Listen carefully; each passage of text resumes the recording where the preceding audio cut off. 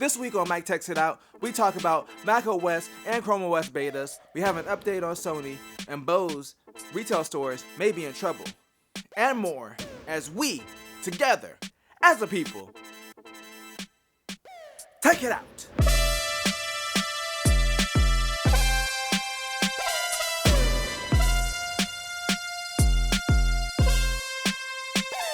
Welcome to another sensational Saturday. I'm Mike, and this is Mike Techs It Out, the #1 news show on my channel on YouTube in Virginia. Yeah, it's true. And today, I bring you the tech news like I do every Saturday. Make sure to subscribe for more. And let's get into our first story. So you may have heard about it already. It was going around and going down all week, but Sony is skipping E3 again. Now, I know they skipped last year, so y'all like, what's the big deal about it if they skipped last year? It's a big deal, okay? It's a big deal because last year, they didn't have a console coming out at the end of the year. Now, where are they going to talk about it at? Huh? They're going to use the internet to spread the word? They're going to go online? That's disgusting. E3 is a place to do it, and they're not doing it there. And of course, Microsoft was quick to hop on the back. Well, we're going to be on E3. Of course you're going to be at E3 because you're thirsty. You got to be everywhere. When Microsoft's around, ain't no drop of water left. They're so thirsty to get back to their fan base. I'm just kidding. I love my Xbox. Don't take it the wrong way. I really do.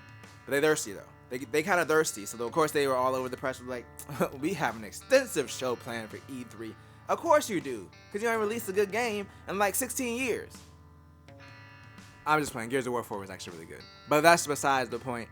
Sony is skipping E3. So I think that this year, since they're skipping, I don't know if they'll be back. Like, if they don't need, or if they don't feel like they need E3 for a console launch, which is not like it happens every day, I don't see them, like, why they would come back to E3 unless the conferences they're doing themselves are less effective, which at this point, the news is going to get out there and people are going to talk about it online anyway. So I don't think E3 matters as much as far as getting the news out there. It's just kind of like, for a fan of E3, it's kind of that one time a year where you get a bunch of new gaming news. So there's a lot of excitement around games, but in reality, like, if Sony makes a PlayStation-related announcement, it's going to get out there regardless if it's at E3 or not. In my opinion, I think Sony is done with E3. And speaking of done, let's move on to our next story. As Bose announced that they're closing 119 of their retail locations. So if you have a Bose nearby, you might want to stick, just pop in there and see if they're closing, try to catch some closeout sales or something. But it's one of those things where, in the 90s, a lot of places had brick and mortar stores because that was the most popular way to buy stuff. And I honestly, before I read this story, I didn't know Bose had retail stores. Like, I've never seen one. I guess we never had one in our area, or if we did, it might have closed down when I was young. But I was like, they have retail stores? Yeah, apparently they do. And apparently they're closing 119 worldwide.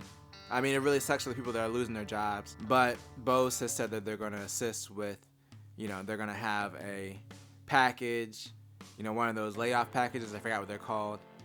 And then they're going to try to facilitate them finding new career opportunities. But I really don't think it's a big deal or an indicator that Bose isn't doing well. I just don't think it makes sense for them to be in the retail space, considering that they mainly sell audio products and you can kind of go to other places and buy those products like Best Buy or a lot of online retailers. I feel like Bose is one of those brands that's just going to be more popular as buying it online or, going to another retailer and finding their products. I don't think they need their own stores. So this makes sense. It's probably costing them too much money and they're probably not making enough money to keep them open. RIP to the Bose stores that I just learned about. In our next story, Chrome OS 80 is in beta, and apparently it's going to be adding gesture controls, y'all. So it's really bringing Chrome OS closer to being more like a tablet experience rather than like a kind of bad laptop experience, which is good. I think that they need to kind of transition it. They can still keep the foundation of what they've already built of having a more traditional desktop experience, but as someone who's used Chrome OS fairly recently, because I just got rid of my Chromebook a couple months ago, it's just, as a tablet or touchscreen experience, is just not great. So them adding gesture navigation makes a lot of sense. So you don't have to use a trackpad to navigate, especially if you have, like, let's say a Chrome OS tablet that doesn't have an attached keyboard and mouse where you're not going to be using it all the time. And with the Android apps, or being able to run most of the Android apps on Chrome OS, and it makes sense to, in my opinion, kind of bridge the gap between Android and Chrome OS. So hopefully the gestures make sense if you're an Android user and you come over to Chrome OS, that they're intuitive. But it seems like a lot of OS manufacturers, well, I can't say a lot because there's really only a handful, but between like Android and iOS and whatever other Android skins are out there, a lot of them use similar gestures that are pretty intuitive. So I'm guessing it won't be anything that's too crazy, but it is good seeing them take a step forward and making Chrome OS better.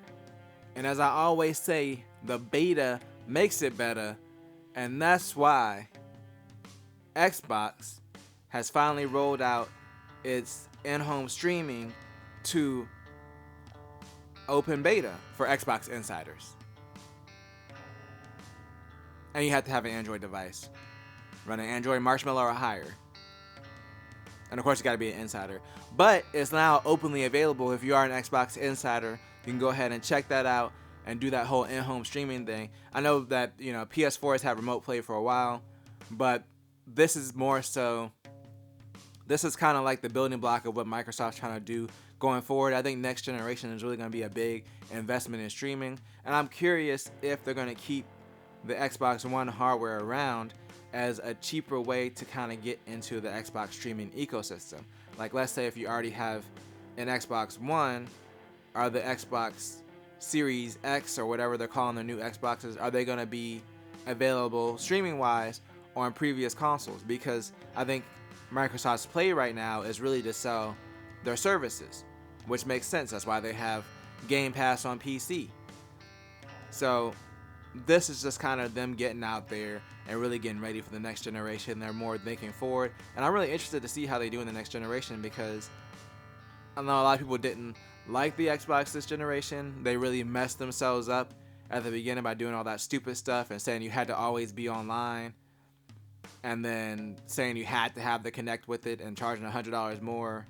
And then also their first party game lineup wasn't great this generation. But the things that they improved on really were their services. I think Game Pass is a great service, and if it gets rolled in with the streaming, then it just makes a lot of sense. So that was a long ramble over something that had nothing to do with that. But anyway, in-home streaming, Xbox Insider, Android. There you go. Next story, and our final story, the Mac OS Catalina 10.15.13 beta. That was a lot. They found code referencing some kind of pro mode. So the rumor is that on certain Macs that they're going to allow for a pro mode, which will basically allow the fans to kick up for it to draw more power, drain the battery faster, but allow the processor to run faster for more intensive tasks. Now, this makes sense, especially with the 2019 16-inch MacBook Pro. It has a way better cooler than, well, a lot of their previous models at this point. So I'm guessing it's probably going to be for that computer. I don't think it's going to be for the Mac Pro, because I think the cooling is probably good enough where it doesn't need it. But we'll see if this rolls out and how it does. I mean, I hope it rolls out for the 2018, because that'd be kind of awesome to get some better performance, because I think the fan curve sometimes on my MacBook Pro, my 2018, is pretty bad. Like, it feels like the computer is like roasted and toasted, and then it finally kicks on when it's like at its very last breath, where it's like about to die, and then it's like, okay, let me cool this thing down. That's how I feel about it. But that's pretty much it for the news today. But I'll be back next week. So if you enjoyed the video, make sure to tell a friend, tell a coworker, like, share, and subscribe, and always do at least 2 things at the same time. Peace.